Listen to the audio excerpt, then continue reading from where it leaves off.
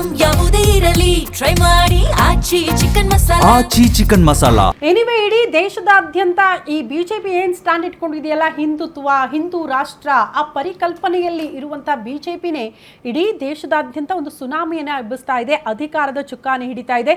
ಜನ ನಿಧಾನಕ್ಕೆ ಅದಕ್ಕೆ ಅಡಿಕ್ಟ್ ಆಗ್ತಿದ್ದಾರಾ ಅನ್ನುವಂಥದ್ದು ಚರ್ಚೆ.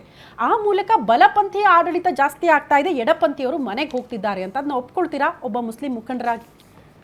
ನೋಡಿ ಮೇಡಮ್, ನಾನು ಒಬ್ಬ ಮುಸ್ಲಿಂ ಮುಖಂಡನಾಗಿ ಇದು ಹೇಳಿದ್ರೆ ತಪ್ಪಾಗ್ಬೋದು. ಯಾಕಂತ ಹೇಳಿದ್ರೆ ನಿಮ್ಮಲ್ಲೇ ಒಂದು ಡಿಬೇಟಲ್ಲಿ ಮೊನ್ನೆ ನಾನು 75 ವರ್ಷದಿಂದ ಹಿಂದೂ ರಾಷ್ಟ್ರ ಮಾಡ್ತೀನಿ, ನಮ್ಮದು 54 ಕಂಟ್ರೀಸ್ ಇದ್ದಾವೆ ಮುಸಲ್ಮಾನರದ್ದು, ಏನಾದರೂ ಒಂದು ಚೂರಾದರೆ ಎಲ್ಲರೂ ಸೇರ್ಕೊಂಡು ಬರ್ತಾರೆ, ಹಿಂದೂಗಳದ್ದು ಇರೋದು ಒಂದೇ ರಾಷ್ಟ್ರ ಈ ಭಾರತವನ್ನು, ಅಖಂಡ ಭಾರತದ ನಿರ್ಮಾಣವನ್ನು ಕಟ್ಟಿದ್ರು ಆಚಾರ್ಯ ಚಾಣಕ್ಯ ಅವರು.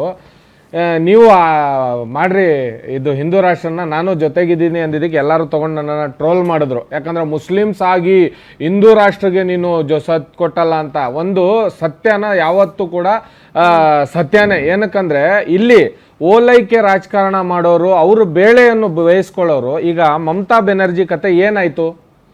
ನಿಮ್ಮ ಕಣ್ಣು ಮುಂದೆ ಇದೆ. ಅದೇ ಜಾಗದಲ್ಲಿ ತಮಿಳ್ನಾಡಲ್ಲಿ ವಿಜಯ್ ಬಾರಿಸಿದ್ರು. ಯಾಕಂದ್ರೆ ಹಿಂದೂನು ಬೇಕು, ಮುಸ್ಲಿಮ್ಸು ಬೇಕು, ಎಲ್ಲಾರನ್ನೂ ತಗೊಂಡು ಓಲೈಸ್ಕೊಂಡು ಹೋದಾಗ್ಲೇ. ಪಶ್ಚಿಮ ಬಂಗಾಳದಲ್ಲಿ ಬರೀ ಧರ್ಮ ಗೆದ್ದಿದೆ ಅಂತ ಹೇಳಕ್ಕಾಗಲ್ಲ ಸರ್.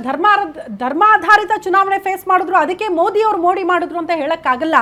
ಮೋಸ್ಟ್ಲಿ 15 ವರ್ಷಗಳಿಂದ ಸತತವಾಗಿ 3 ಬಾರಿ ಅಧಿಕಾರ ಕೊಟ್ಟು ನೋಡಿದ್ರು ಪಶ್ಚಿಮ ಬಂಗಾಳದಲ್ಲಿ. ದೀದಿ ಅವರಿಗೆ ಬೇಸತ್ತಿದ್ರು. ಮೋಸ್ಟ್ಲಿ ಆಡಳಿತ ವಿರೋಧಿಯಲ್ಲೇ ಅಂತೀವಲ್ಲ, ಅದು ವರ್ಕೌಟ್ ಆಗಿರಬಹುದು, ಬಿಜೆಪಿಗೆ ಅದು ಪ್ಲಸ್ ಆಗಿರಬಹುದು. ನೋಡಿ ಅವರು ಈಗ ಒಂದ್ ಮಾತು ಹೇಳಿದ್ರು, ಸಂಘಟನೆ ಆಮೇಲೆ ಶಾಸನ ಅಂತ. ಅವರು ಸಂಘಟನೆಯಲ್ಲಿ ಬಲ ಇದೆ, ಅದನ್ನ ನೋಡಿ ಕಲಿಬೇಕಾಗಿದೆ ಕಾಂಗ್ರೆಸ್ ಅವರು ಹೊರತು ಅವರು ಇವ್ರನ್ನ ನೋಡಿ ಅವ್ರು ಕಲಿಬೇಕಾಗಿಲ್ಲ. ಆಮೇಲೆ ನೀವು ಬೆನಿಫಿಟ್ ಲಾಸ್ ಇಲ್ಲ ಹೊಗಳೋ ವಿಚಾರ ಅಲ್ಲ, ಸತ್ಯ. ನಾನು ಏನಕ್ಕೆ ನಮ್ಮ ಮುಸ್ಲಿಂ ಸಹೋದರನಿಂದ ಇದನ್ನ ಎಕ್ಸ್ಪೆಕ್ಟ್ ಮಾಡಿರಲಿಲ್ಲ. ಯಾಕಂದ್ರೆ ನೋಡಿ, ಅಲ್ಲ ಸರ್, ಈಗ ಬಿಜೆಪಿ ವಿರೋಧ ಮಾಡಕ್ಕೆ ಡಿಬೇಟ್ ಯಾರಿಲ್ಲ ಅನ್ನೋದೇ ನನಗೆ ಬೇಸರ. ಇಲ್ಲ ಮೇಡಮ್, ಇಲ್ಲ ಬಿಜೆಪಿ ದೇಶದ ವ್ಯವಸ್ಥೆಯಲ್ಲಿ ನಮ್ಮ ಪ್ರಜಾಪ್ರಭುತ್ವ ವ್ಯವಸ್ಥೆ ಹೆಂಗಿರಬೇಕು ಅಂದ್ರೆ ಒಂದು ಆಡಳಿತವನ್ನ ಪ್ರಶ್ನೆ ಮಾಡೋಕೊಂದು ವಿರೋಧ ಪಕ್ಷ ಇರಬೇಕು ಸರ್. ಮೇಡಮ್ ಪ್ರಶ್ನೆ ಪ್ರಶ್ನೆ ಬೇರೆ, ಇವ್ರು ಹೇಳ್ತಾ ಇರುವಂತ ವಿಷಯ ಬೇರೆ. ಪ್ರಶ್ನೆ ಮಾಡಿ. ನಾವು ಕಾಂಗ್ರೆಸ್ನವರಿಗೆ, ನಾನು ಕೂಡ ನಿನ್ನೆ ಯಾವ್ದೋ ಒಂದು ಡಿಬೇಟ್ ಅಲ್ಲಿ ಹೇಳ್ತಾ ಇದ್ದೀನಿ, ನಮ್ದೇನಾದ್ರೂ ತಪ್ಪಿದ್ರೆ, ವೈಫಲ್ಯ ಇದ್ರೆ ಅದನ್ನೇ ತೋರಿಸ್ರಿ, ಅದು ವಯಸ್ಸು ಮಾಡ್ಬೇಕು. ನೀವು ಏನ್ ಗೊತ್ತಾ, ನಿಮ್ಮ ವೈಫಲ್ಯಗಳನ್ನೇ ನೀವು ಹೈಲೈಟ್ ಮಾಡ್ಕೊಂತಿದ್ದೀರಾ. ಈಗ ಒಂದು SIR ಅಂತ ಹೇಳ್ತಾರೆ, SIR ಹೇಳ್ಬಿಡ್ತೀನಿ, SIR ಅಂತ ಹೇಳ್ತಾರೆ. ಈ SIR ಮಾಡುವಾಗ BLO ಆಫೀಸರು, BLA2 ಆಫ್ ಬಿಜೆಪಿಯ BLA2, ಕಾಂಗ್ರೆಸ್ BLA2 ಒಟ್ಟಿಗೆ ಹೋಗಿರ್ತಾರೆ 3 ಜನನು ಅಲ್ವಾ. ಆವಾಗ ನಿಮ್ಗೆ ಅಲ್ಲಿ ತಪ್ಪೇನು ಬಂತು ಅಲ್ವಾ? EVM ಮೇಲೆ ಹೇಳ್ತಾರೆ. EVM ಕರ್ನಾಟಕದಲ್ಲಿ ಗೆದ್ದಾಗ ಸರಿ ಇರುತ್ತೆ, ತೆಲಂಗಾಣದಲ್ಲಿ ಗೆದ್ದಾಗ ಸರಿ ಇರುತ್ತೆ ಅಲ್ವಾ, ಇವಾಗ ಕೇರಳದಲ್ಲಿ ಗೆದ್ರು ಸರಿ ಇರುತ್ತೆ, ಕರ್ನಾಟಕದ 2 ಉಪಚುನಾವಣೆ ಗೆದ್ರು ಸರಿ ಇರುತ್ತೆ ಅಲ್ವಾ. ಇದನ್ನ ಜನ ಒಪ್ತಾರ?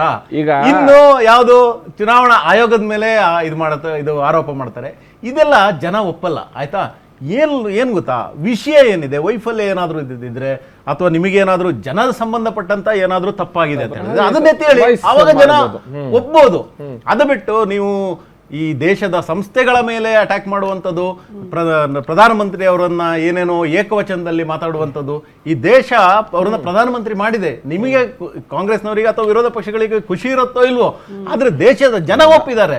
ಆದ್ರಿಂದಾಗಿ ದೇಶದ ಜನರ ಸೆಂಟಿಮೆಂಟ್ಗೆ ಬೆಲೆ ಕೊಟ್ಟು ಕೆಲಸ ಮಾಡಿ, ಆವಾಗ ನಿಮಗೂ ಮುಂದೊಂದು ದಿನ ಇದು ಅವಕಾಶ ಕೊಡಬಹುದು. ನಿಮಿಷ, ಈಗ ನೆಲಮಂಗದಲ್ಲಿ ಒಬ್ಬ ಮುಸ್ಲಿಮ್ಸ್ ಯುವಕರನ್ನ ಮುಸಲ್ಮಾನರು ಮಾಡ್ರಿ ಅಂತ ಹೇಳ್ಬಿಟ್ಟು ಕುರಾನ್ ಎಲ್ಲ ಫ್ರೀಯಾಗಿ ಕನ್ನಡದಲ್ಲೆಲ್ಲ ಹಂಚ್ತಾನಂತೆ. ಕಲೀಮ್ ಅನ್ನೋನೊಬ್ಬ, ಅವನ ಮೇಲೆ ನಾನು ದೂರ ನೋಡಿದ್ದೀನಿ. ಅವ್ನ ಫೇಸ್ಬುಕ್ ಎಲ್ಲ ID ಎಲ್ಲ ನೋಡ್ಬಿಟ್ಟು ಅವನು ಮಾಡ್ತಾ ಇರೋ ಚಟುವಟಿಕೆಗಳನ್ನ ನೋಡ್ಬಿಟ್ಟು. ಯಾಕಂದ್ರೆ ಯದಾದಿ ಧರ್ಮಸ್ಯ ಯದದಿ ಭವತ್ತು ಭಾರತ. ಇದು ಇವನ್ ಯಾರು ನಮ್ಮ ಮುಸ್ಲಿಮ್ಸ್ ತರಕ್ಕೆ? ನಾವ್ ಇರೋ ಮುಸ್ಲಿಮ್ಸೇ ನಾವು ಚೆನ್ನಾಗಿ. ನನ್ನ ಮೇಲೆ ಮಾರಣಾಂತಿಕ ಹಲ್ಲೆ ಆಯ್ತು ಮೊನ್ನೆ ದಾವಣಗೆರೆ ಎಲೆಕ್ಷನ್ ಅಲ್ಲಿ, ನೀವೆಲ್ಲ ನೋಡಿದ್ರಿ ಟಿವಿಲಿ. ಯಾರು ಮಾಡಿದ್ರು? ಹಿಂದೂಗಳು ಮಾಡಿದ್ರ? ಇದೇ ಹಿಂದೂಗಳು ಕಾಪಾಡಿದ್ ನನ್ನನ್ನ. ಇದೇ ಹಿಂದೂಗಳು, ಇದೇ ಮುಸ್ಲಿಮ್ಸ್ ಅಂತ ಹೇಳ್ಬಿಟ್ರೆ ಯಾಕೆ ಇಷ್ಟೊಂದು ಕೋಪ ನಿಮ್ಮ ಧರ್ಮದ ಬಗ್ಗೆ? ಇಲ್ಲ ಧರ್ಮದ ಬಗ್ಗೆ ಕೋಪ ಇಲ್ಲ ಮೇಡಮ್. ಯಾವ ಧರ್ಮನು ಇಲ್ಲ ಈಗ ನೋಡಿ, ಯಾವ ಧರ್ಮನು ಕೂಡ ನೋಡಿ, ಇಲ್ಲ ಮೇಡಮ್, ತಪ್ಪಾಗುತ್ತದು. ಯಾವ ಧರ್ಮನು ಯಾವ್ದು ಕೆಟ್ಟ ಕಲಿಸ್ಕೊಡಲ್ಲ. ಅವರು ಧರ್ಮದ ಬಗ್ಗೆ ವಿರೋಧ ವ್ಯಕ್ತಪಡಿಸ್ತಿಲ್ಲ, ಹೌದು, ಧರ್ಮಾಂಧತೆಯ ವಿರೋಧವನ್ನ ವ್ಯಕ್ತಪಡಿಸ್ತಿಲ್ಲ. ಹೆಂಗ್ ಮಾಡಕ್ ಸಾಧ್ಯ? ಧರ್ಮ ಮತ್ತು ಅದರ ಧರ್ಮಾಂಧತೆ ಅಂದ್ರೆ ಆ ರ್ಯಾಡಿಕಲೈಸೇಷನ್ ಇದೆಯಲ್ಲ ಅದ್ರ ವಿರುದ್ಧವಾಗಿದ್ದಾರೆ ನೋಡಿ. ಈಗ ಅಬ್ದುಲ್ ಕಲಾಂರನ್ನ ಯಾರಾದ್ರೂ ಮಾತನ್ನ ದ್ವೇಷ ಹೇಳ್ತೀನಿ. ಮಾಡ್ತಾರಾ? ಈಗ ನಮ್ಮ ಮುಸ್ಲಿಂ ಸ್ನೇಹಿತರು ಇಲ್ಲಿದ್ದಾರೆ. ಇಸ್ಲಾಮನ್ನ ಸ್ಥಾಪನೆ ಮಾಡಿದವರು ಯಾರು? ಹಜರತ್ ಮೊಹಮ್ಮದ್ ಅವರು ಸಲ್ಲಲ್ಲಾಹು ಅಲೈಹಿ ವಸಲ್ಲಂ. ಅವರ ಟೀಚಿಂಗ್ಸು, ಅವರ ಕುರಾನ್ ಏನಿದೆ, ಅವರ ಹದೀತ್ಗಳೇನಿದೆ ಅಂದ್ರೆ ಶಾಹಿ ಮುಸ್ಲಿಮು, ಶಾಹಿ ಅಲ್ ಬುಖಾರಿ ಮತ್ತು ಇಲ್ಲೇ ಬರೆದಂತಹ ಫತ್ವಾ ಆಲಮ್ಗೀರ್, ಔರಂಗಜೇಬ್ ಟೈಬಲ್ಲಿ ಬರೆದಂಥದ್ದು ಅದನ್ನೆಲ್ಲ ಇವರು ರೆಫರ್ ಮಾಡಿ ಜೀವನ ಮಾಡ್ತಾರೆ. ಅವರು ಜೀವನ ಮಾಡೋದಿಕ್ಕೆ ಭಾರತ ಒಂದು ಶ್ರೇಷ್ಠ ರಾಷ್ಟ್ರ. ಅವರಿಗೆ ಎಲ್ಲ ಧಾರ್ಮಿಕ ಹಕ್ಕುಗಳನ್ನ ನಮ್ಮ ದೇಶದ ಸಂವಿಧಾನ ಹಿಂದೂಗಳಿಗೆ, ಕ್ರೈಸ್ತರಿಗೆ, ಬೌದ್ಧರಿಗೆ, ಜೈನರಿಗೆ, ಯಹೂದಿಗಳಿಗೆ ಕೊಟ್ಟ ರೀತಿಯಲ್ಲಿ ಅವ್ರಿಗೂ ಕೊಟ್ಟಿದ್ದಾರೆ. ಅವ್ರು ಹೇಳ್ತಾ ಇರೋದು ಏನು ಅಂದ್ರೆ, ನಾನು ಅರ್ಥ ಮಾಡ್ಕೊಂಡಿರೋದು, ಚುನಾವಣೆಗಳಲ್ಲಿ ರಾಜಕೀಯ ಪಕ್ಷಗಳು ಸ್ಪರ್ಧೆ ಮಾಡಬೇಕಾದ್ರೆ ರಿಲಿಜಿಯನ್ ಎನ್ನುವ ಒಂದು ಸೆಂಟಿಮೆಂಟಲ್ ವಿಚಾರವನ್ನ ತಗೊಂಬರದೆ ಬರೀ ಡೆವಲಪ್ಮೆಂಟಲ್ ಇಶ್ಯೂಸ್ ಮೇಲೆ ಎಲೆಕ್ಷನ್ ಮಾಡಬೇಕು ಅಂತ ಅವರ ಮನಸ್ಸು ಅಂತ ನಾನು ಅನ್ಕೊಂಡಿದ್ದೀನಿ. ಇದನ್ನು ನಾನು ನೋಡಿ, ಈಗ ಪ್ರವಾದಿಯವರು 570ರಲ್ಲಿ ಹುಟ್ಟಿದ್ದು, 632ರಲ್ಲಿ ತೀರ್ಕೊಂಡಿದ್ದು.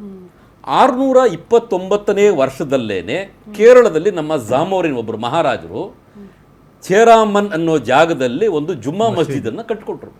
ಅದು ಇವತ್ತಿಗೂ ಇದೆ. ಅಂದ್ರೆ ಪ್ರವಾದಿಯವರು ದೇಹ ತ್ಯಾಗ ಮಾಡುವ ಮೊದಲೇ 3 ವರ್ಷ ಮೊದಲೇ ನಾವು ಕಟ್ಕೊಟ್ಟಿದ್ದೇವೆ. ಅಂದ್ರೆ ಈ ರಾಷ್ಟ್ರ ಪ್ರಪಂಚದಿಂದ ಯಾವುದೇ ಮೂಲೆಯಿಂದ ಯಾವುದೇ ಧರ್ಮದವರು ಬಂದ್ರು ಅವರಿಗೆ ಆಶ್ರಯ ನೀಡಿದೆ.